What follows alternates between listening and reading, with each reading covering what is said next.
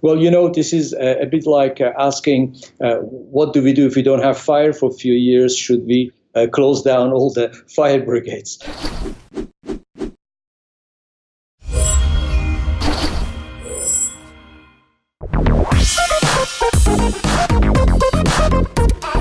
Abdolreza, thank you very much for joining Dugoscopy TV today. It's always a pleasure to speak with you. How are you? Thank you. Thank you for the invitation.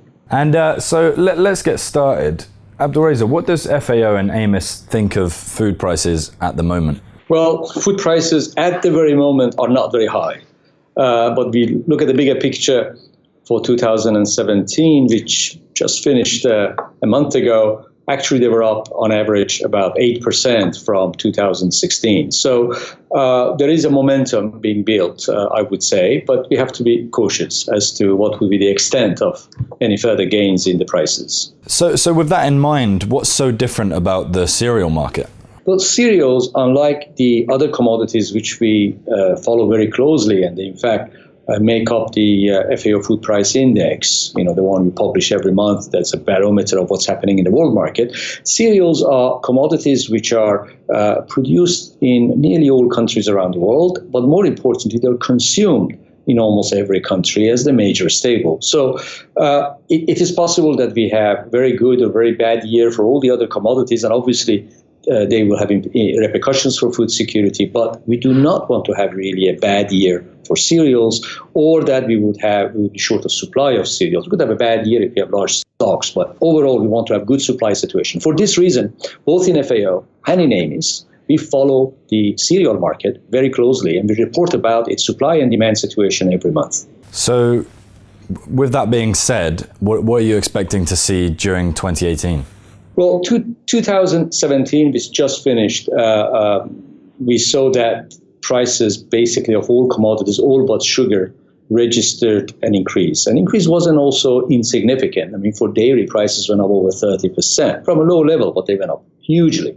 However, as much as we could say 2017 prices were up from 16, they were still about 25% short of the peaks we had in 2011. Now, we start in 2018 right now. In January, we saw prices more or less around the same level as last month's of 2017. But I think that there is a different momentum at this time of a year today as compared to last year. The momentum really comes from outside market. Just look at what's happening with the currency market, what's happening with the energy market, what's happening with macroeconomics. Just recently in Switzerland, we heard about growth being much faster than people had anticipated. GDPs were revised up for almost every continent, in particular in Asia, in European Union, and so forth. So we have a demand that I think is stronger than ourselves here or with AMIS we had anticipated just a few months back. So the demand is coming back a bit stronger. Economic growth prospects are better. Energy prices have gone up for many reasons, but they will not be without implications for food markets. And then if you look again, even furthermore, you have fertilizer prices. The main input for producing food has gone up quite significantly over the course of the year. And we've had freight rates really going up.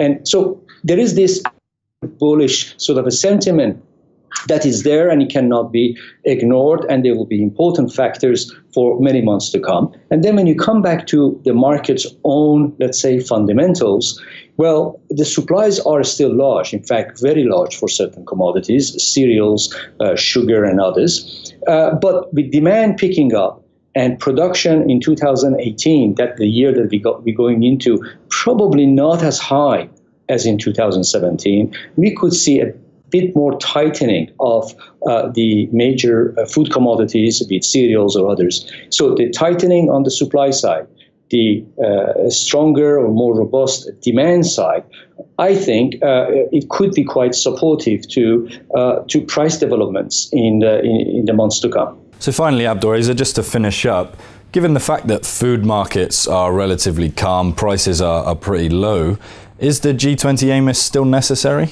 Well, this is a bit like asking, what do we do if we don't have fire for a few years? Should we close down all the fire brigades. So we are very happy, FAO and AMIS, we are very happy that the market conditions today are a bit more transparent than they were a few years ago, that we actually do not have a major food crisis. We have obviously a lot of food crises around the world, but I would say not to the scale we witnessed a few years ago. These are all very positive. But I think what we have today that we have to really, really think very hard about is that although market information and market conditions have improved a great deal, on the policy front, in fact, situation is becoming quite uncertain. Bilateral discussions are replacing more and more multilateralism. So what would AMIS bring to the table? Well, AMIS, from the very beginning, when G20 set it up, it had two, let's say, dimensions. It had a market information dimension and it had a policy dimension. The policy dimension brings the G20 policymakers together to discuss at least once a year food and food security and decisions that could affect markets, international markets, which eventually could affect, obviously, the poorer consumers and countries which import food. Now, today, that part of AMIS is more important than ever, given what we hear almost on a daily basis about many problems that multilateral trade and globalization is facing. Just to give you an example, in March, there is the first meeting of the deputies of the G20 in Argentina. And AMIS, in fact, is invited to this meeting, and it will be on the agenda for discussions because 6 years on, in fact, G20, I think, is quite happy with the outcome of this unit, of this, let's call, platform, because simply brings together the main actors, which are all big producers of the world food, and will bring them around the table and say, listen, we're not talking about flags here. We're talking about food security. What you do affects directly global supply. Therefore, we are here to talk about a global good. This global good aspect of AMIS, which through policy, through market information, I honestly think is not just valuable, it's probably pretty unique today. Well, Abdolreza, thank you so much for speaking to us. It's always extremely fascinating to hear you talk. And yeah, thank you again. And I look forward to speaking to you again. Thank you.